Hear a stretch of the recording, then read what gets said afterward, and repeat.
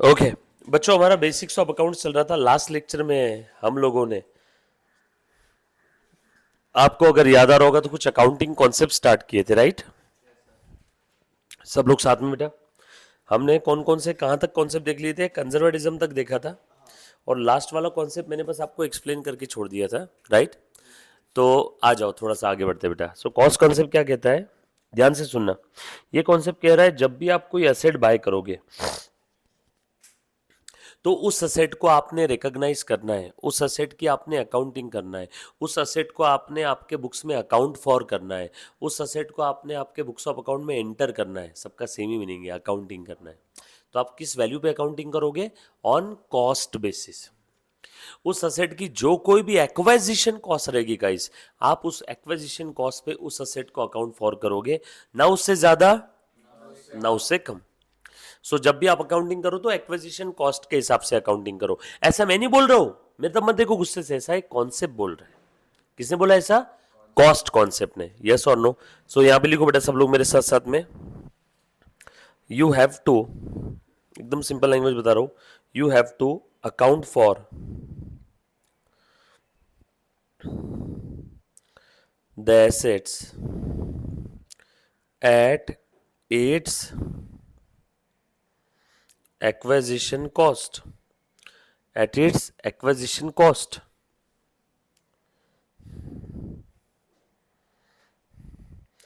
Bracket में लिखो not market value. काफी लोग कंफ्यूज हो जाते हैं, अकाउंटिंग मार्केट वैल्यू के हिसाब से कर लेते हैं। तो आप मार्केट वैल्यू के हिसाब से अकाउंटिंग नहीं करोगे, आप कैसे करोगे? On it's acquisition cost. तो आप एक्विजिशन कॉस्ट के हिसाब से अकाउंटिंग करने वाले हो, मार्केट वैल्यू के हिसाब से नहीं करोगे, राइट? एग्जाम्पल लिखो, ऐसा लिखो, देखो ऐसे डायरेक्ट। ये है 1 जनवरी 23।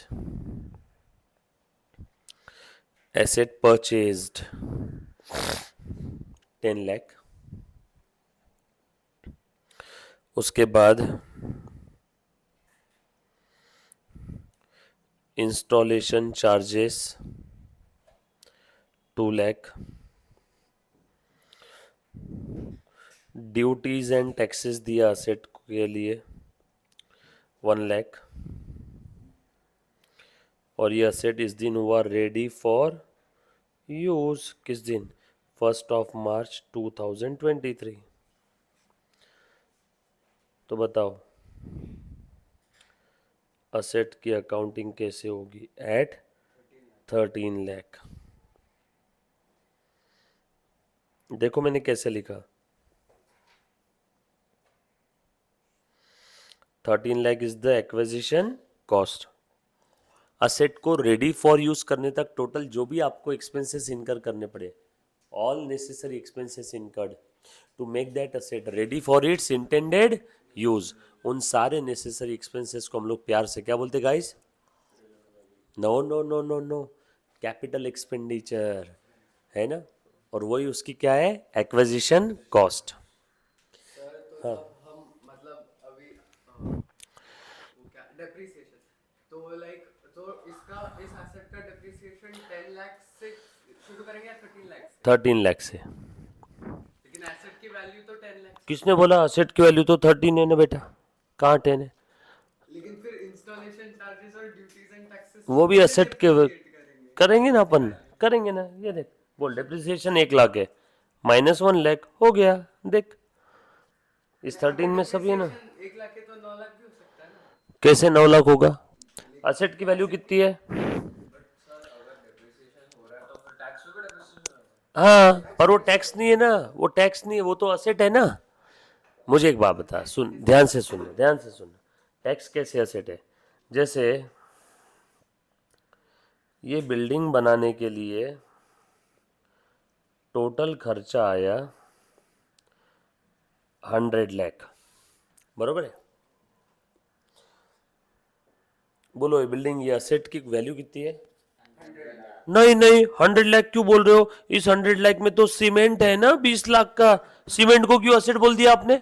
नहीं नहीं, इस 100 लाख में तो लेबर को वेजेस चार्जेस दिए हमने 10 लाख के। अरे तुमने वेजेस को कैसे असेट बना दिया, बताओ तो?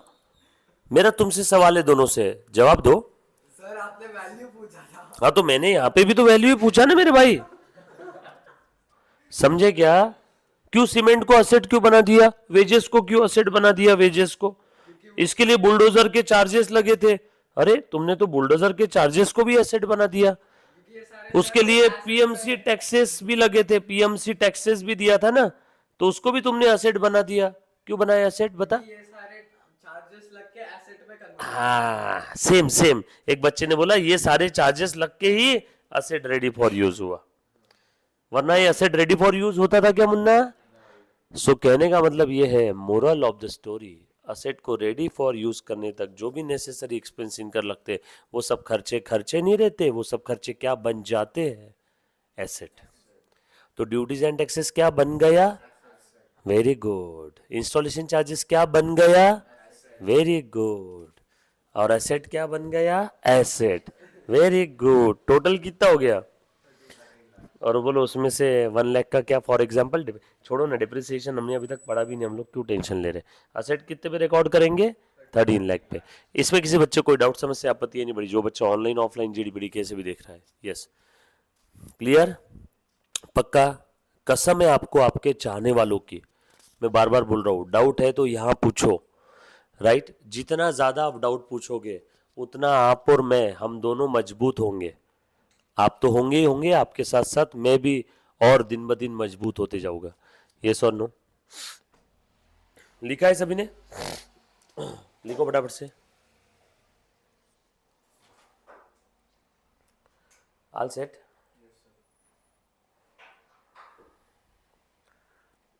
डन?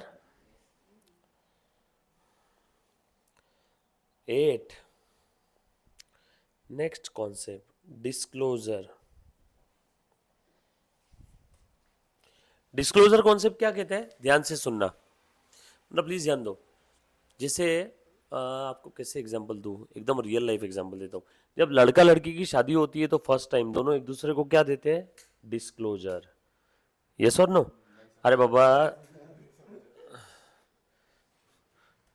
जैसे मान ले तेरी शादी होने वाली है, तू लड़की से मिलने के लिए गया, बराबर है? ये लड़की से मिलने के लिए गया, लड़का और लड़की एक दूसरे को क्या देते हैं, information, full disclosure, full information.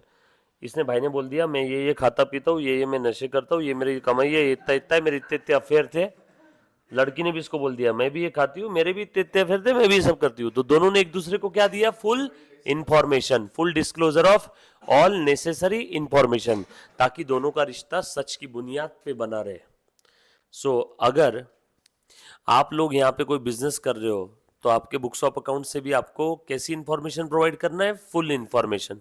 सो डिस्क्लोजर कॉन्सेप्ट अकाउंटेंट को कहता है, हे अकाउंटेंट सुन, तू बुक्स ऑफ अकाउंट्स ऐसे प्रिपेयर कर, ऐसे प्रिपेयर कर, ताकि बिजनेस की सारी इंफॉर्मेशन, जो भी फुल डिस्क्लोजर कॉन्सेप्ट कहता है, डिस्क्लोजर कॉन्सेप्ट कहता है, जो भी नेसेसरी इंफॉर्मेशन है वो सारी की सारी क्या होनी चाहिए, डिस्क्लोज होनी चाहिए, कुछ भी छुपना नहीं चाहिए। यस और no?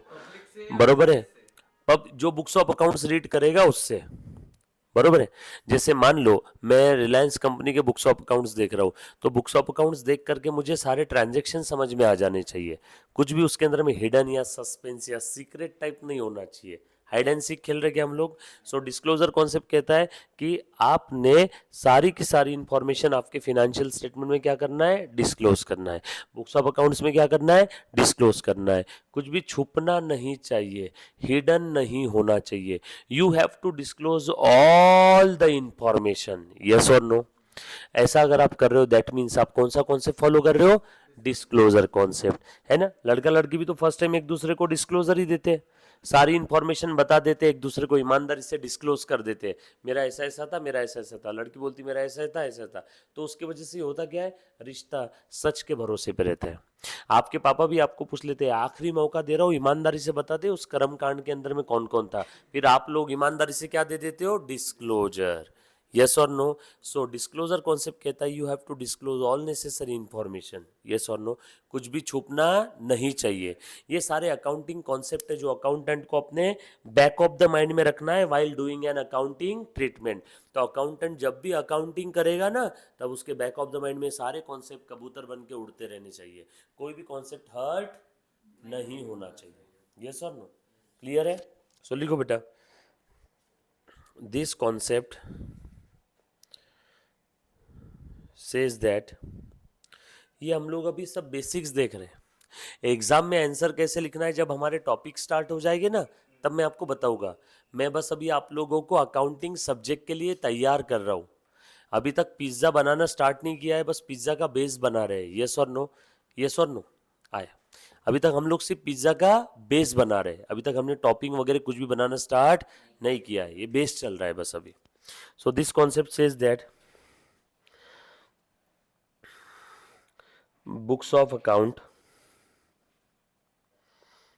must disclose all the information. सारी इंफॉर्मेशन डिस्क्लोज करना चाहिए. यस और नो. नेक्स्ट कॉन्सेप्ट है रेवेन्यू मैचिंग कॉन्सेप्ट. एक लाइन के छोटे छोटे कॉन्सेप्ट है. जब हम लोग आगे अपना मेन सिलेबस स्टार्ट करेंगे तो कॉन्सेप्ट्स बार बार आने वाले हैं. राइट. रेवेन्यू मैचिंग कॉन्सेप्ट क्या कहता है? लिखो बेटा. Expenses of particular period should match with the revenue of same particular period. लिखो.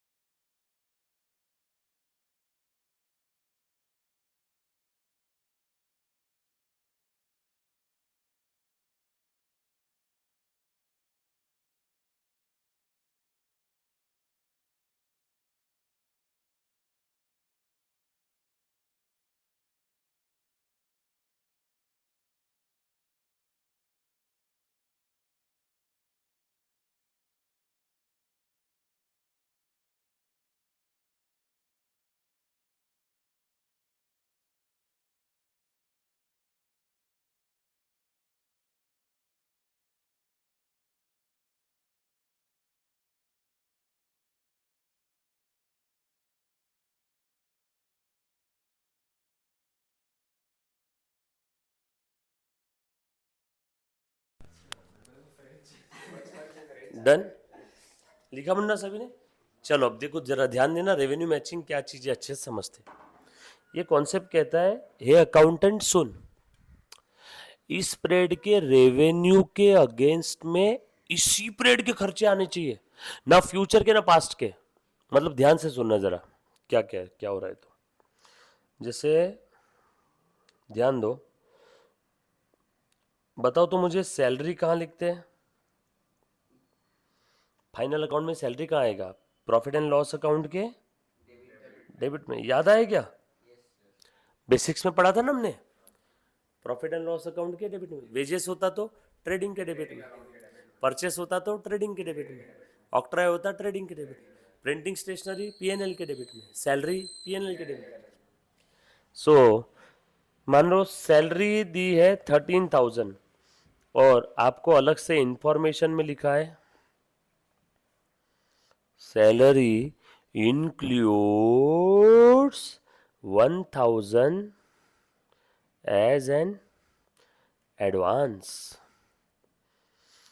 ये इंफॉर्मेशन में लिख करके दिया कि ऊपर की जो 13,000 की सैलरी है ना उसमें 1,000 एडवांस है. एडवांस क्या होता है रे बेटा?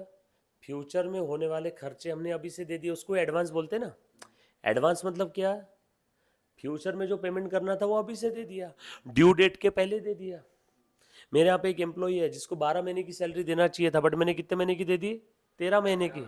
1 महीने की एडवांस दे दी। उसकी माँ बीमार थी, बोला सब मुझे अगले महीने की भी सैलरी दे दो। मैंने तो उसको 13,000 दे दिया। और फिर मेरा अकाउंटेंट आया, मुझे बोला सर ये सैलरी, मैंने बोला हाँ हाँ एक एडिशनल इन्फॉर्मेशन तेरे को बताना भूल गया, वो 13,000 में 1,000 जो है वो इस स्प्रेड का नहीं है, वो फ्यूचर का है, वो अगले साल का है। मैंने अभी से दे दिया। साल का आखिरी महीना चल रहा था, मार्च महीना, आपको समझाने के लिए है ना। तो मार्च महीना चल रहा था, मार्च महीने में सिर्फ मार्च की सैलरी देनी थी, मार्च एंडिंग में। मैंने अप्रैल की भी दे दी, एडवांस दे दिया ना 1 महीना। अब बताओ वो जो अगले महीने की सैलरी दी वो स्प्रेड की है क्या? जब वो स्प्रेड की है ही नहीं तो स्प्रेड के खर्चे में आएगी क्या? पीएनएल अकाउंट नाराज हो जाएगा ना। पीएनएल अकाउंट क्या बोलेगा, भैया आप तो चीटिंग कर रहे हो। मैं पीएनएल कौन से साल का हूं? 22-23 समझ लो। और आपने सैलरी कौन सी दी? 23-24 की, बरोबर है। 23-24 की सैलरी आपने दिया है, और मैं कौन से साल का हूँ? 22-23। आप जबरदस्ती मेरे ऊपर एक्स्ट्रा का खर्चे का बर्डन डाल रहे हो। अगले पीएनएल के खर्चे उसको दो ना, मुझे क्यों दे रहे हो? बोला ओके ओके गलती हो गई, ये ले मैं तेरे अंदर से कम कर रहा हूँ। बोलो कम कर दूं क्या? एडवांस सैलरी 1,000 रुपये इसमें एक्स्ट्रा था ना, तो देखो मैंने इसमें से कम कर दिया। बोलो अब स्प्रेड में कितना आना चाहिए? ये पीएनएल अब हो गया हैप्पी। हाँ, सीधा सिंपल हिसाब है ना भैया। ये पीएनएल क्या बोलेगा, मैं कौन से पीरियड का हूं? मैंने बोला 22-23, तो मेरे अंदर खर्चे भी कौन से पीरियड के आने चाहिए? 22-20, और इनकम भी कौन से पीरियड की आनी चाहिए? 22-23। सो इस पीरियड की इनकम के अगेंस्ट इसी पीरियड के खर्चे आने चाहिए, ना फ्यूचर के ना पास्ट के। रेवेन्यू मैचिंग कॉन्सेप्ट सिंपल है ना भैया। इस पीरियड के रेवेन्यू के अगेंस्ट इसी पीरियड के खर्चे। आप आपके पापा को जाके बोलो, पापा आने वाले 10 साल में मुझे 20 लाख रुपए का खर्चा लगने वाला है, तो आप एक काम करो मुझे इसी साल 20 लाख दे दो। फ्यूचर में देने वाले हो ना आप। पापा को आप जाके बोलो कि पापा आने वाले 10 साल में मेरे ऊपर खर्चा करोगे ना आप? पापा बोलेंगे हाँ। पापा बोलेंगे कितना खर्चा होने वाला है? आपने बोला 20 लाख खर्चा होने वाला है, लाओ आज ही दे दो पूरा 20 लाख। पापा जूते देंगे? पापा क्या बोलेंगे, इस साल की कमाई में से इस साल का खर्चा, अगले साल की कमाई में से अगले साल का खर्चा। यस और नो? Revenue matching concept. एक और एग्जांपल देता हूं इसका, रेड पेन से ध्यान से सुनना। ये कौन सा अकाउंट है बेटा? Trading account. मैंने माल खरीदा आपको समझाने के लिए, क्वांटिटी में बता रहा हूं 10 क्वांटिटी, और माल बेचा कितना आपको समझाने के लिए? 7 क्वांटिटी, 6 क्वांटिटी ले लो, भाई ने बोला 6 क्वांटिटी। बोलो रेवेन्यू कितने आइटम का? इनकम रेवेन्यू 6 आइटम का है। खर्चा, अरे रे रे रे रे, खर्चा तो 10 का दिख रहा है, गलत हो गया। Expense of particular period should match with the revenue. जब कमाई इनकम रेवेन्यू सेल, कमाई इनकम रेवेन्यू सेल कितने क्वांटम आइटम का है? 6। तो खर्चा भी कितने आइटम का आना चाहिए? 6। कितने आइटम का खर्चा एक्स्ट्रा दिख रहा है? उसको अपोजिट में लिख दो क्या? 10 में से 6 बेचे ना आपने, इसी को प्यार से आप लोग क्लोजिंग स्टॉक कहते हो। चेक करो, 10 - 4 इज इक्वल टू आया क्या? 6। अपोजिट में लिखना मतलब माइनस करना ना। ये सर नो। सो आज के बाद अगर आपसे कोई सवाल पूछे क्लोजिंग स्टॉक ट्रेडिंग के क्रेडिट में क्यों लिखते, तो उसको बोलना उसके पीछे की वजह है रेवेन्यू मैचिंग कॉन्सेप्ट। लिखो ये दोनों भी एग्जाम्पल।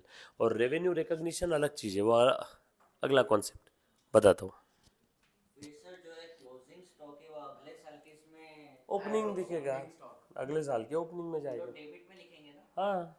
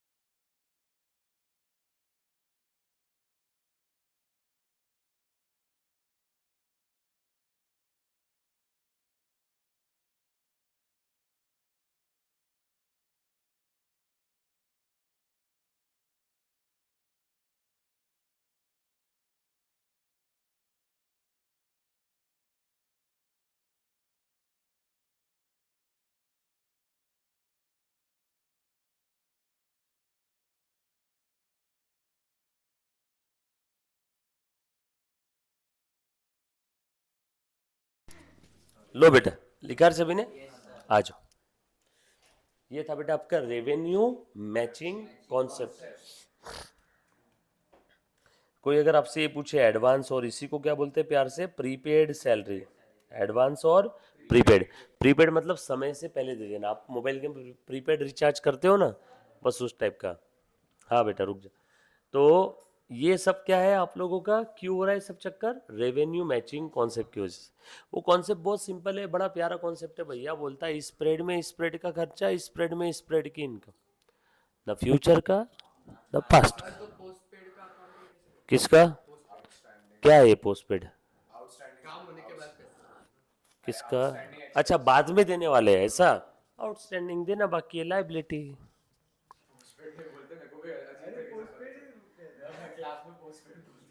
प्रीपेड पोस्टपेड का मोबाइल रिचार्ज चल रहा है। प्रीपेड मीन्स, प्रीपेड माने समय से पहले देना, प्रीपेड एडवांस, राइट। आ जाओ नेक्स्ट कॉन्सेप्ट। पहले इसके अंदर में किसी बच्चों को कोई डाउट है तो एक बार प्लीज पूछो। सो कॉन्सेप्ट बड़ा प्यारा है। कॉन्सेप्ट का क्या कहना है? इस स्प्रेड के रेवेन्यू के अगेंस्ट इसी स्प्रेड के खर्चे आएंगे, बरोबर है। सो यहाँ पे ये जो सैलरी थी, ये सैलरी में पूरी 13,000 लिख देता तो चलता क्या? नो। 13,000 के अंदर में 1,000 फ्यूचर से रिलेटेड है, और फ्यूचर की सैलरी इस स्प्रेड के प्रॉफिट एंड लॉस अकाउंट में आ ही नहीं सकती। रीजन? Revenue matching concept. आ जाओ नेक्स्ट कॉन्सेप्ट लिखो, dual aspect. Most important concept, most important, बरोबर है। ध्यान से सुनना सब लोग। आ जाओ और मेरे साथ साथ लिखो बेटा।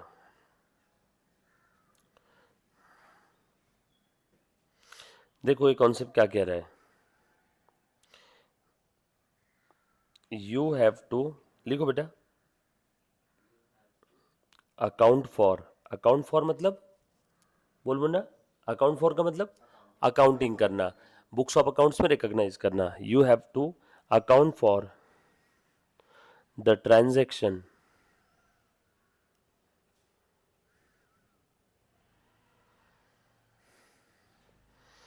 by considering its two aspect। और देखो मैं कैसे लिख रहा हूं बेटा, टू एस्पेक्ट के आगे देखना जरा, डेबिट एस्पेक्ट, क्रेडिट एस्पेक्ट, बराबर है। हर ट्रांजैक्शन के दो नजरिए, दो पहलू, दो अप्रोच होते हैं। उन्हीं दो अप्रोच को आप लोग प्यार से डेबिट और क्रेडिट एस्पेक्ट कहते हैं। आपको समझाने के लिए साइड में देखो मैं ऐसे बादल में बना करके दे रहा हूँ आपको। ये एक पार्टी है ए, ये दूसरी पार्टी है बी। ये ए के पॉइंट ऑफ व्यू से अगर देखा जाए तो ये क्या हो गया? लेन। ए के पॉइंट ऑफ व्यू से ये क्या हो गया? देन। ए कुछ दे रहा है, बदले में ए को कुछ मिल रहा है, यस और नो। इन्हीं दो एस्पेक्ट को आप लोग लेन देन, है ना, यही क्या है बेटा आपके डेबिट क्रेडिट। अब लेन मतलब कभी कभी डेबिट कभी कभी credit, depends upon scenario. Debit यानी एसेट बढ़ना भी होता है, डेबिट यानी लाइबिलिटी कम होना भी होता है, यस और नो। और आगे ध्यान से सुनना। देयरफॉर फ्रॉम अबव कॉन्सेप्ट, लिखो बेटा, from above concept we can derive one accounting equation. एक अकाउंटिंग इक्वेशन आया आपके जीवन में, very good. Assets is equal to liabilities plus capital. CBSE के हिसाब से उसका ये फॉर्मेट चेंज नहीं होना चाहिए, बट सीबीएसई के हिसाब से हम कैपिटल पहले करते हैं। बरोबर किस में? सीबीएसई में हम लोग का अकाउंटिंग इक्वेशन खत्म ही हुआ, उसमें हम लोग पूरे बुक में लायबिलिटीज और पहले और कैपिटल्स बाद में, फिर से टेबल में लाइबिलिटीज पहले और, कैपिटल्स बाद में, जब टेबल बनाते हैं। हाँ हाँ, अभी हम लोग को मैम ने बोला कि एक्चुअली कैपिटल हम लोग को पहले लिखना है। अच्छा कैपिटल प्लस लाइबिलिटी बोल रहे हो क्या? हाँ और ठीक है। उसमें बोल मैम हमारे मैं वजह बताता हूँ उसके पीछे। जो आप हॉरिजेंटल फॉर्मेट बनाते हो ना बैलेंस शीट का, तो यहाँ पे आप क्या लिखते हो? पहले कैपिटल, फिर क्या आती है? लाइबिलिटी, और इधर क्या रहती है? एसेट। ये परमानेंस अप्रोच कहते हैं इसको, जहाँ पे कैपिटल पहले लाइबिलिटी बाद में। कौन सा अप्रोच है? Permanence approach. एक और अप्रोच है लिक्विडिटी अप्रोच। लिक्विडिटी अप्रोच, जहाँ पे आप क्या करते हो मालूम है क्या? कैपिटल बाद में लिखते हो, लाइबिलिटीज पहले लिखते हो, और यहाँ पे तो असेट ही है। सर इससे डिफरेंस क्या होगा? कोई नहीं, just a matter of presentation. Kareena Kapoor आज लाल कपड़े पहन के आई थी, कल काले पहन के आएगी। करीना करीना ही है, जस्ट मैटर ऑफ प्रेजेंटेशन। मुझे एक बात बता, तू रोज अलग अलग कलर के कपड़े पहनता है, क्या फर्क पड़ता है? रोज सेम कलर की टी शर्ट पहन के आ, क्या फर्क पड़ने वाला है? Just matter of presentation, yes और नो। सो ध्यान देना, assets is equal to liability plus capital, और कैपिटल प्लस लाइबिलिटी बोल तो कोई दिक्कत वाली बात नहीं है। चलो आगे, अभी ध्यान से सुनना। चल बेटा, मुझे तू कोई भी एक ट्रांजैक्शन बोल, चल जो तेरे दिल में है। मशीनरी, पहले मशीन परचेस करने के लिए पैसा चाहिए ना भैया, तो धंधा शुरू किया, पहले धंधा तो शुरू कर, बिजनेस स्टार्टेड, कितना से चालू किया? हाँ, बिजनेस स्टार्ट किया 50,000 से। तू बता, बिजनेस में कैश आई कि गई? Cash I. कैश क्या है? यानी असेट बढ़ गई क्या? कैश बढ़ गई क्या? और ये ओनर ने लाई क्या कैश? तो कैपिटल भी बढ़ जाएगा क्या? कितने से? कैपिटल इंक्रीज हो गया, लाइबिलिटी में कोई चेंज नहीं, नो चेंज। क्यों लाइबिलिटी बढ़ेगा? क्योंकि ओनर ने इन्वेस्ट किया। हाँ, तो लिख दिया ना मैंने कैपिटल में। अरे बाबा, ये आपकी लाइबिलिटी साइड ही तो है पूरी, और ये क्या बेटा आप लोगों की बैलेंस शीट की एसेट साइड। ओ वाह, बैलेंस शीट टैली हो गई। देखो आपने अभी भी बैलेंस शीट बना लिया, ये लाइबिलिटी की asset side, liability side tally हो गया क्या? 50,000 is equal to no change plus 50,000, यानी 50,000 इज इक्वल टू 50,000। चल बोल भैया, आप बोल, क्या कर रहे हो? स्टॉक खरीदा कितने का? 30,000 का माल खरीदा। देख रहे बेटा, इधर ध्यान दे ना, सब लोग ध्यान देना। 30,000 का माल आ गया क्या धंधे में? माल ये असेट है, असेट बढ़ गई क्या? फोकट में लिया, पैसे दे के लिया? पैसे दे के लिया। कैश कम हो गई क्या फिर? अरे अरे अरे, कैश कम हो गई। इधर no change, no change, liability और कैपिटल में नो चेंज ना। माल आया, कैश गई। बोलो बोलो, ऐसे बोलो, माल आया, कैश गई। माल आया 50 प्लस कैश गई, सॉरी 30 प्लस 30 माइनस। बोलो again, 50,000 is equal to no change plus zero, zero. 50,000 plus zero. और बोल, हाँ बेटा। स्टॉक पर हाँ सोल्ड बोल। हाँ बोल, कितने में बेचा? 30,000 का जो माल लाए थे बेच दिया, कितने में? अभी माल लाए ना 30,000 का, 50 में बेचा। वेरी गुड, मारवाड़ी आदमी है। कितने पैसे आए? 50 आए ना, 50 में बेचा ना माल। कैश बढ़ गई 50 से, लेकिन माल कितने से कम हुआ? ओ वाह, कितने का फायदा हुआ? फायदा किसका है? मालिक का। मालिक का है कैपिटल में। माल बेचा ना 30 का 50 में, तो फायदा मालिक का ही होगा ना, राइट? सर ऑन क्रेडिट अगर कुछ बेचा तो? बोला 1 बाय 1 सारे लेते हो ट्रांजेक्शन। 5,000 ट्रांजेक्शन बोलो सब लोग मिलके, 2 हो गए, 4,998 और बाकी है। बोलते जाओ मुझे, सब टैली होगा। हाँ, 50 प्लस 50 1 लाख माइनस 30 कितना हो गया? 70। 0 प्लस 0 50 प्लस 20। ओ वाह, अगेन टैली। हाँ बोल, कौन सा ट्रांजेक्शन जो दिल में है बोलो। लॉस बाय थेफ्ट, कितने रुपए का? 10,000 का। 10,000 की कैश चली गई, चोरी हो गई, तो बिजनेस से कैश कम हो गई क्या? बोलो ना, कैश कम हो गई, बरोबर है क्या? है ना, कैश कम हो गई। कैश कम हो गई तो लॉस हो गया, लॉस, लॉस बाय थेफ्ट है ना। लॉस की वजह से किसका नुकसान? ओनर का। प्रॉफिट कम, प्रॉफिट कम, लॉस, तो कैपिटल भी कम हो जाएगा क्या? सो कैपिटल कम कर देते। कितने से? बोलो कितना बचा? 70 माइनस 10। हाँ बोल। Goods purchased on credit worth 50,000। Very good, माल आ गया, ताली बजाओ। स्टॉक बढ़ गया बिजनेस में। नगद में नहीं लिया, उधारी में लिया। उधारी में लिया तो लाइबिलिटी बढ़ जाएगी क्या? लाइबिलिटी, बरोबर ना। Asset is equal to liability plus capital. बोलो, उधारी, लाइबिलिटी बढ़ गई। क्रेडिटर्स है ना, नो चेंज। बोलो 60 + 15, 0 + 15, 60 + 0। और बताओ। यस, पर्सनल पर्पस के लिए बिजनेस से पैसे लेके फोन खरीदा भाई ने। बोलो कितने का? 10,000 का। बिजनेस से कैश कम हो गई क्या? 10,000। और पर्सनल पर्पस के लिए तो ड्राइंग है क्या?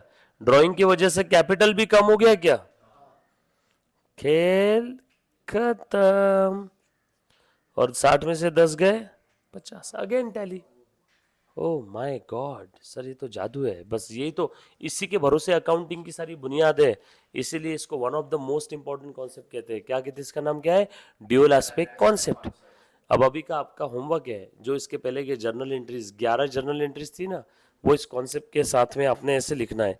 ये जैसे आपने पहला ट्रांजेक्शन आपने लिखा ना, ये first transaction, second transaction, third, fourth, fifth.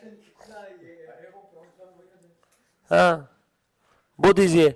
या फिर एक काम करो, ये लो, मैं सिंपल आपको लिखता दो।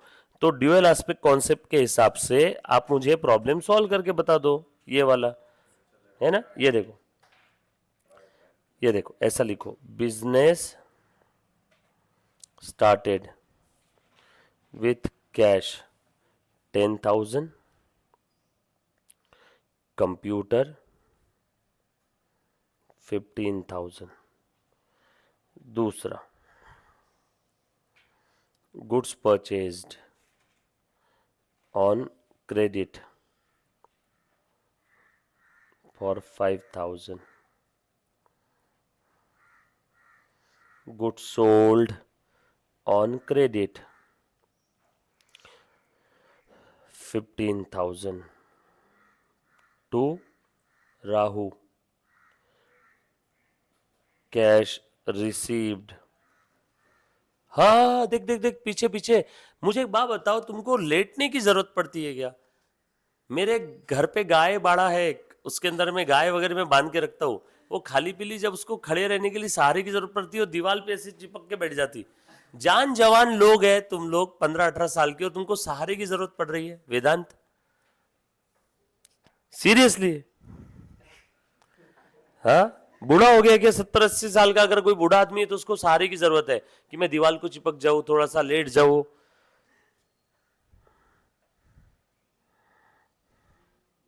राहु से कितना कैश मिला होगा? जितना लेना चाहिए था, 15,000। उसके बाद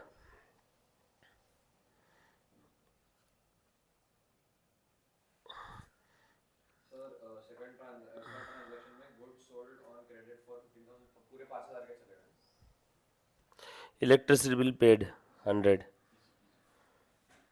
salary due 200, wages due 100।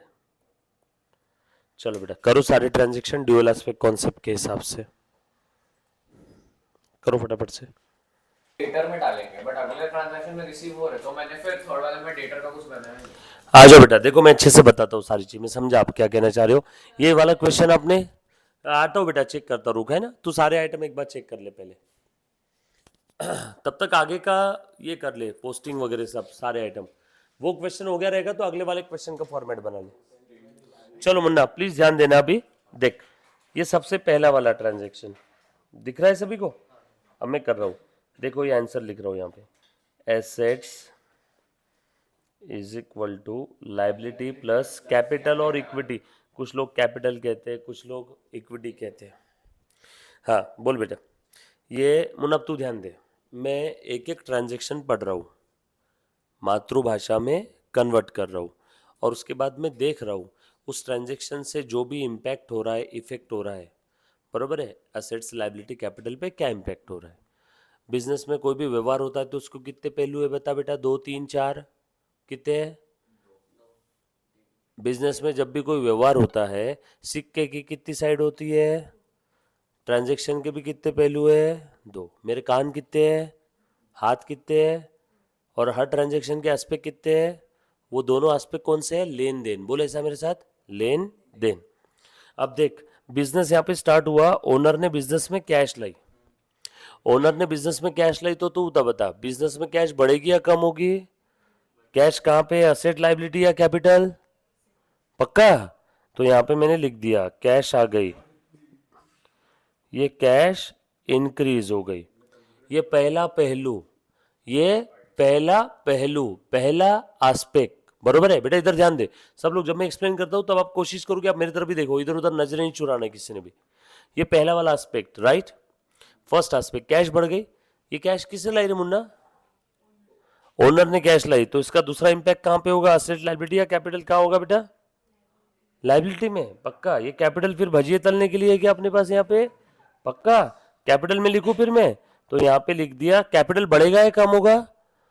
Owner ने धंधे में लाया कुछ, ओनर ने इन्वेस्ट किया बिजनेस में, तो कैपिटल बढ़ेगा या कम होगा? कम होगा। अच्छा, मैं धंधे के अंदर में पैसा लगाऊंगा, जैसे जैसे मैं पैसे लगाऊंगा वैसे वैसे मेरे बिजनेस में मेरी इन्वेस्टमेंट कम कम होती जाएगी, बढ़ेगी? पक्का बढ़ेगी। तो मैंने यहाँ पे प्लस लिख दिया 10,000। लाइबिलिटी में कोई इंपैक्ट हुआ है क्या अभी? नो। ये कैपिटल मेरा इंक्रीज हो गया।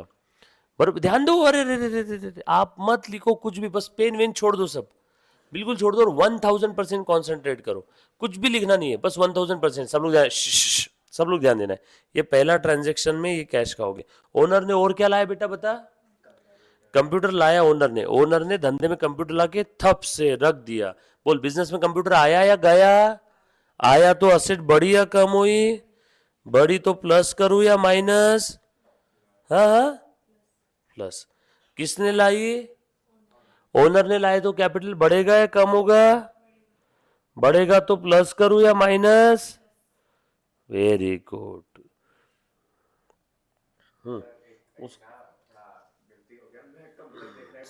कैश ही लिखा आपने, फिर 0 नंबर मिलेगा उसको। हाँ, स्टार्टिंग से गलत हो गया तो आगे का भी सब गलत हो गया ना। हाँ मुन्ना, अगला पढ़ फटाफट से। हाँ बोल। बिजनेस में माल खरीदा, माल कैसे खरीदा बता? उधारी में। म्हणजे माल आया कि गया? आया। आया। माल किधर रहता है? असेट में ना। स्टॉक आया, कितने का स्टॉक लिया बेटा? बोल बोल बोल। हाँ, स्टॉक असेट बढ़ी ना। ये नगद में लिया या उधारी में लिया? उधारी में लिया, तो कैश बढ़ेगी या कम होगी या कैश पे कुछ इंपैक्ट नहीं होगा? उधारी में लिया है, उधारी में लिया तो लाइबिलिटी बढ़ गई क्या? लाइबिलिटी किधर है? टॉ टॉ, लाइबिलिटी बढ़ गई, क्रेडिटर्स बढ़ गए। बोल, इसका कैपिटल पे कोई इंपैक्ट होगा क्या? नो। उधारी में माल खरीदा, क्रेडिटर बढ़े। ओनर ने अपने जेब से माल लाया रहता तो कैपिटल बढ़ता था, उधारी में लाया तो क्या बढ़ गए? क्रेडिटर। चल टोटल कर दो, 10 और 15, 25 और 5, 30। बोल बेटा, 0 + 0 + 5, 5, 10 + 15 + 0, 25। टोटल चेक कर, दोनों भी इक्वल टू के, डावा हाथ और उजवा हाथ, left side right side, total match हो रही क्या? चेक करो। नहीं हो रही? 30,000 = 5,000 + 25, ये दोनों की टोटल कितनी होती है? कर कितनी होती है? इधर भी कितनी है, इधर भी कितनी है? 30 30 इक्वल। बरोबर? हाँ बोल बेटा, तू क्या पूछ रहा था डाउट? मेरे रहते ना। हाँ, स्टेप्स के मार्क्स है। आगे मैं पूरा वर्ड बोलता हूँ, करेक्ट स्टेप्स को मार्क मिलते हैं, रॉन्ग स्टेप्स को नहीं। अब पहली स्टेप ही गलत होगी तो अगले की सारी स्टेप्स भी गलत है ना फिर। तो फिर 0। तेरा आखिरी की स्टेप में गलत हुआ तो तेरी पहली 4 स्टेप सही है, तो पहली 4 का मिलेगा ना मार्क्स। एक बार फिर उसके बाद फिर भी चेक कर लेना, अगर मान लो कंप्यूटर नहीं दिया होता तो अगर ढंग से किया है। हाँ, वो मैं चेक इसीलिए तो करवा रहा हूँ, आप चेक करो साथ साथ में। ये देखो, कंप्यूटर नहीं लिखा तो आपका ये वाला नहीं आएगा, तो आपका ये 15,000 आया होगा और इधर में ये आया होगा 10 और 5 आया होगा। डन? प्लीज ध्यान देना। हाँ, उसके बाद अगला ट्रांजेक्शन पढ़ रहे बेटा? हाँ पढ़, पढ़ो।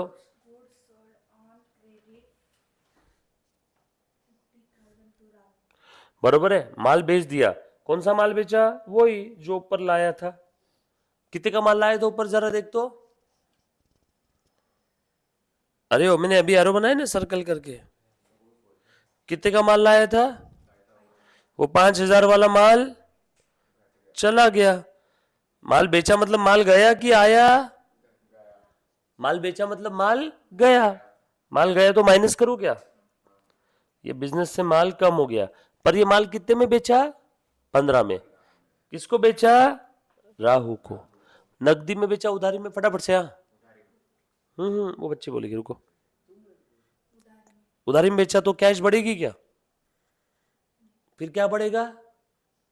डेटर। ऐसा बोलो, डेटर। उधारी में माल बेचा, राहु से मुझे पैसे लेने हैं ना, जब भी किसी पार्ट या पर्सन से मुझे इन फ्यूचर पैसा लेने, तो उस पार्ट या पर्सन को हम लोग क्या बोलते हैं? हाँ, डेटर। कहाँ लिखते हैं? असेट में ही ना। तो ये देखो मैंने डेटर्स, डेटर्स बढ़ गए, बरोबर है क्या? बोल, 5,000 का माल 15 में बेचा, डेटर्स बढ़ गए, कितने का फायदा हुआ? वो फायदा किसका है? मालिक का है कि नहीं? मालिक किधर बैठा है? देख इसके अंदर। हाँ, दे दूं क्या उसको फायदा? प्रॉफिट। अरे 5,000 का माल कितने में बेचा? 15 में। करो, 30 - 5 25 और 15 40, 5 + 0 5, 25 और 10 टैली हो गया? देख, चेक कर दोनों साइड में। पक्का? कितनी है दोनों साइड की टोटल? Very good. अगला ट्रांजेक्शन पढ़ चल जल्दी से। हाँ, कितनी कैश मिली होगी राहु से? अरे अभी तो 2 मिनट पहले तूने राहु को माल बेचा ना 15 का, तो कितनी कैश दिया होगा उसने? 1.5 लाख कि 1.5 करोड़ की 15,000? 15। क्यों 15? 15 लेना था। राहु से कैश आ गई, तो बोल डेटर बढ़े या कम हुए? अरे कैश बढ़ गई, और राहु जो मेरा डेटर था, डेटर ने मेरे पैसे मुझे वापस कर दिए, मेरे मुंह पे मारे पैसे, तो डेटर बढ़े या कम हुए? कम हुए। तो असेट साइड से डेटर कम हो जाएंगे क्या? इधर में नो चेंज, नो चेंज। बोलो कितना आया फिर? 40,000, 5,000, 35,000। टॉ टॉ टॉ, बरोबर है। उसके बाद अगला पढ़ो। Electricity bill paid, salary due. पहले इलेक्ट्रिसिटी बिल पेड, कैश कम हो गई क्या? और ये खर्चा है क्या? लाइबिलिटी। क्यों लाइबिलिटी? क्यों? इलेक्ट्रिसिटी बिल पेड, इलेक्ट्रिसिटी पे किया, खर्चा है इलेक्ट्रिसिटी। खर्चा है तो प्रॉफिट बढ़ा या कम? खर्चे से प्रॉफिट बढ़ता है, कम होता है? प्रॉफिट कम तो क्या कम? कैपिटल कम। सिंस जो कि एक्सपेंस है, देयरफॉर प्रॉफिट कम, देयरफॉर।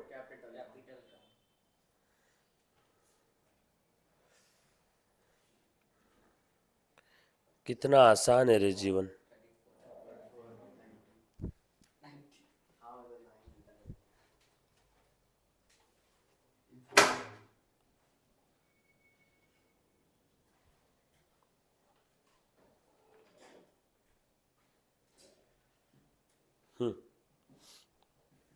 उसके बाद पढ़ बेटा अगला।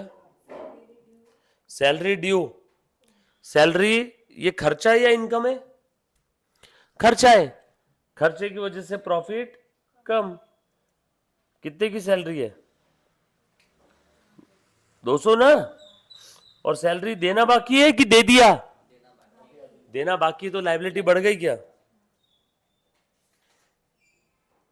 सैलरी पेबल, लाइबिलिटी बढ़ गई। और वो सैलरी खर्चा ड्यू हो गया, खर्चा लागू हो गया मेरे पे, वो अलग बात है, दिया नहीं लेकिन लागू हो गया। खर्चे की वजह से प्रॉफिट कम, प्रॉफिट कम तो कैपिटल कम। इधर में नो चेंज। बोल 5,000 और ये 200, 5,200, 39, 34, 900 - 200 टैली हो गया वापस। सर पेबल की जगह ड्यू भी लिख सकते हाँ लिख सकते बेटा, एक ही मीनिंग है दोनों का। वैसे ही वेजेस ड्यू, 100 रुपए से वेजेस बढ़ गए और 100 से कैपिटल कम।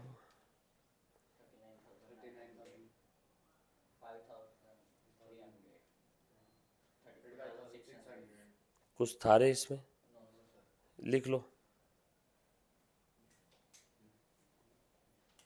करो फटाफट से।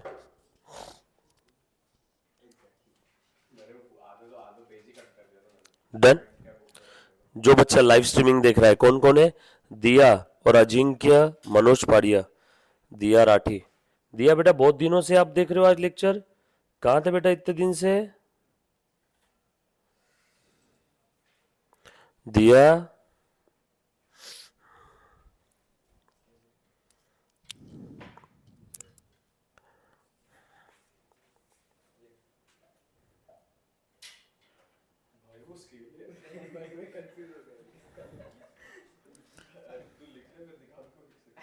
अरे भाई वो बहुत मस्त है अभी।